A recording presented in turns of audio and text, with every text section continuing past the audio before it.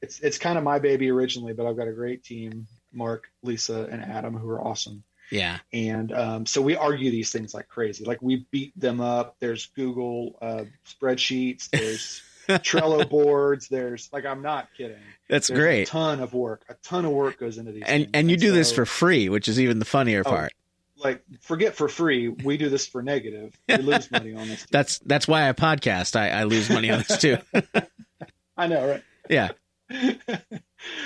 Yeah. So yes, we don't make any money at all on this. So all this work, all this effort goes into these things. And so sometimes one of us will believe so strongly in something that despite all of the criteria, we will argue like heck to get it in. And so like for me, that was Better Off Dead. So Better Off Dead was going to make it into that bracket if I had to, lose my mind. It was going in.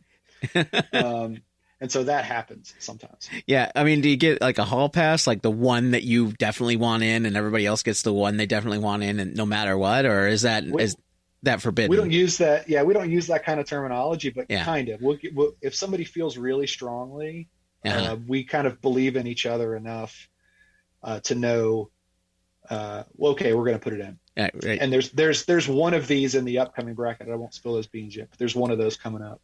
Oh, great. That one of us really argued for. So that made it in. But we have a like a hard and fast rule about what goes in and what doesn't go in. Okay. And we kind of call this, it's affectionately referred to as the Smiths rule. And it comes from the 80s music bracket where we were deciding who went in, and we were looking at number one hits. We were looking at how many records they sold, all those things. And we pull up all these lists of great 80s bands, and the Smiths, of course, are very well regarded. Of course. 80s band. So many of us know who the Smiths are.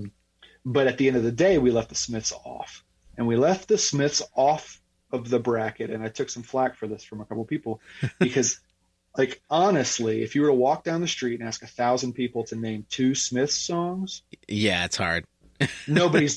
Zero. Yeah. Probably not zero, but close to zero, right? Yeah. Like it's not going to happen. And so the rule that we have is interaction is king. Uh-huh. So what's going to get the most interaction? What are people actually going to care about? Because the most important thing is the conversation. Yeah.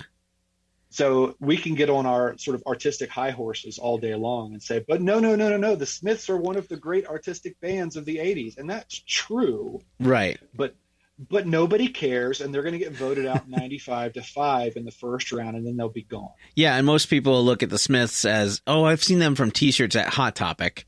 I don't really. I know who the Smiths are, but I can't name a song. Welcome to it. Yeah. When we were doing all of that research, and again, I could show you what the spreadsheets look like. I mean, it's one of our guys, one of our bracket masters, Mark, is the king of data, and he loves pulling data. And so we have data on data on data on all these things. Wow. And so, yeah, it's a lot of fun, and it really helps inform, these decisions. And so those are the kind of things that we argue about. Who's going to make it in, Stevie Wonder or Stevie Nicks? We had a Stevie off. Oh, really? Yeah. Yeah. So like things like that, when we just beat them to death. And so, that for me is almost the most fun part of the whole process. Yeah, it sounds like a lot of fun in the midst of, when you have a job that's a lot of fun. It doesn't feel like work, so it seems like a lot of work, but it's a lot of fun to kind of have those mini debates.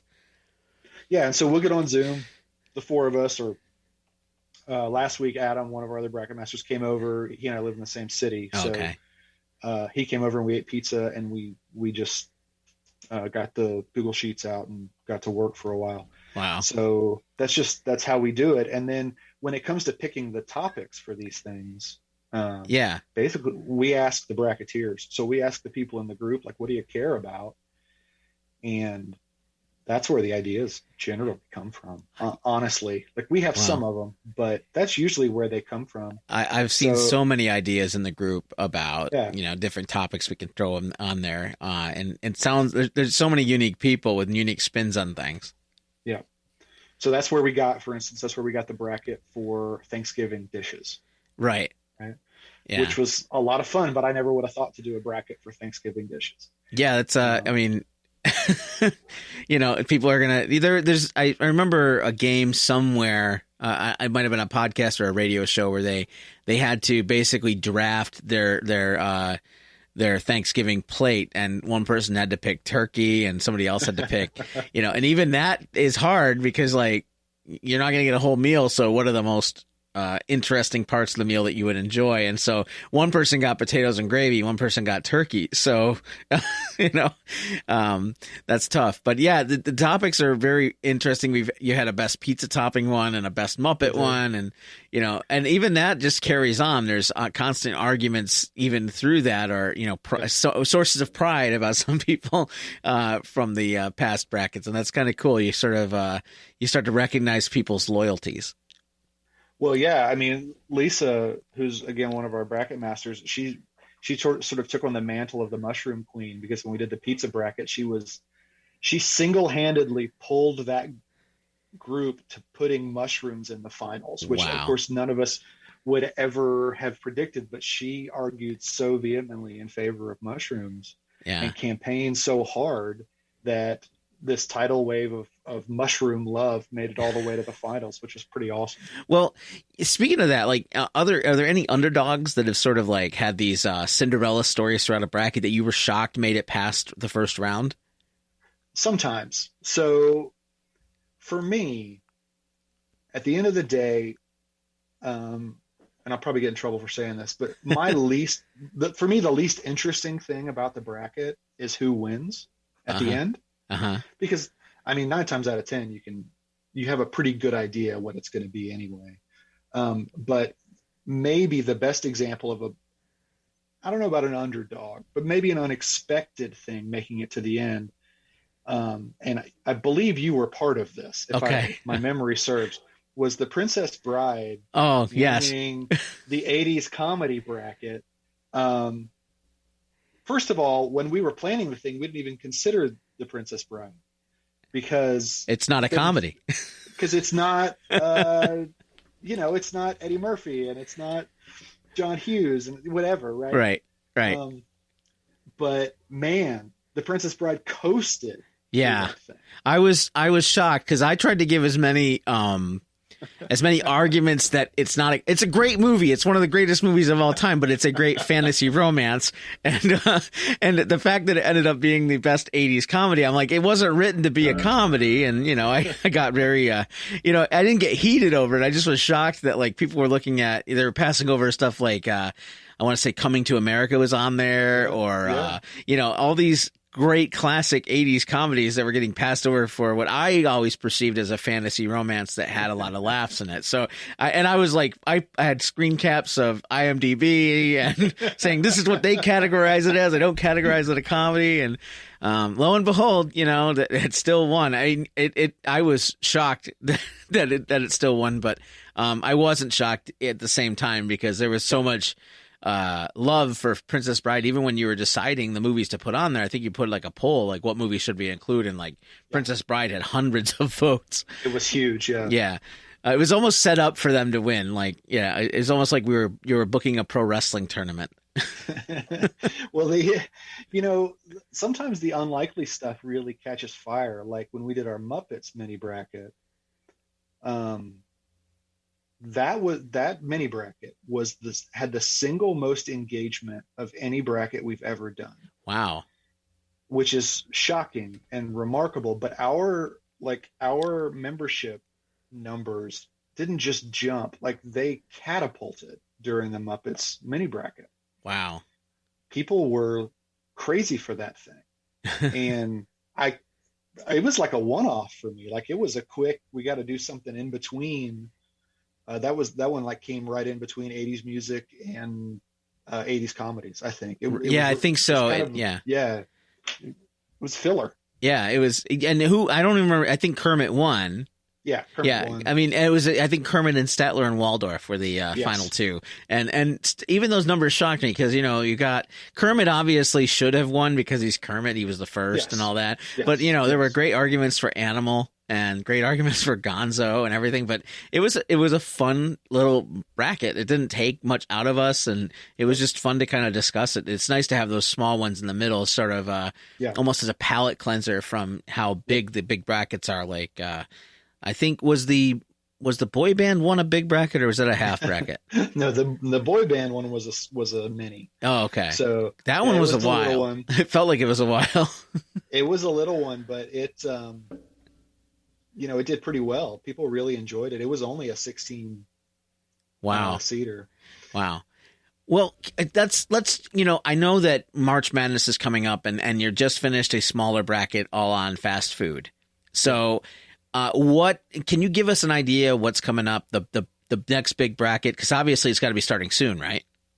Yeah. So the next big bracket, I don't know when this episode is going to air, but Wednesday. This Wednesday will be when it's dropped. Okay, great. So in just a couple days after that, we're going to kick off our next big bracket, which I am you need to understand that I feel like I've been preparing my whole life for this moment. Oh boy. Oh boy. It's going to be so much fun. We're doing superheroes. Oh boy. You're in my wheelhouse, man. As a card-carrying Comic-Con attendee for 15 years going, I definitely am. I'm looking forward to this bracket. It's we've had so much fun putting it together. I'm working right now on all of the various photoshopping and all the things that go along with building brackets and building. And I don't want to spoil everything. Yeah, no. We're rolling a couple of new features into this one, which I'm very excited about. Right. Basically ways to get more contestants in the bracket without making it drag on longer. Wow. Okay. So which I'm very excited about because there's so many to choose from. Now this topic, and this will resonate with you, I think, is difficult because it's hard to get too big without it getting kind of nerdy. Oh yeah. I mean, you're not going to have Ambush Bug in there, or somebody, somebody that's very obscure, like Ambush Bug, who was Deadpool before Deadpool existed. That kind that's of, funny. Yeah. No. Deadpool will be in. But... Of course, yeah, and I'll be fighting against Deadpool as but you got to be very careful because you might go you could go very obscure. I mean, there's hundreds of characters in both the DC and are you just sticking to DC and Marvel? Because if you branch out to Image with Spawn and Wildcats and all that other stuff, you might have a total nerd bracket there. Yeah, so we decided not to just stick with DC and Marvel. Wow, okay. So there's not a lot of other representation, I'll tell you that. Okay. There's not a lot that make it, because again, engagement is key. Right? Yes. So if we were to pick, I'm trying to think of a good example, but because I don't want to give away who's in and who's not. But if we were to pick somebody that was maybe even important to the comic book universe, but kind of obscure, there's no, it's the Smiths rule, right? Like they'll just get bounced, and the feed for that day will be like, who is this? Why?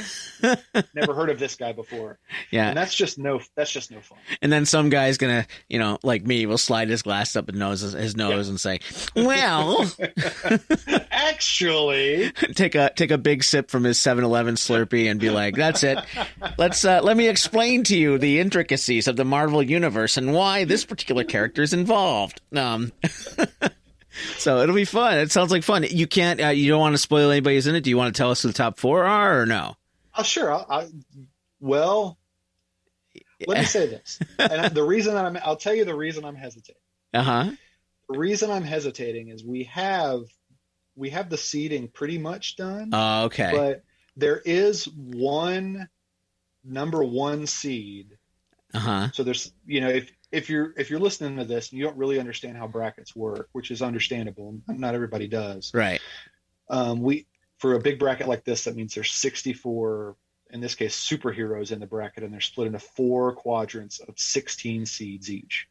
And each one of those quadrants has a 1 through 16. So the best, most popular, most powerful, whatever is going to be the 1 seed, right?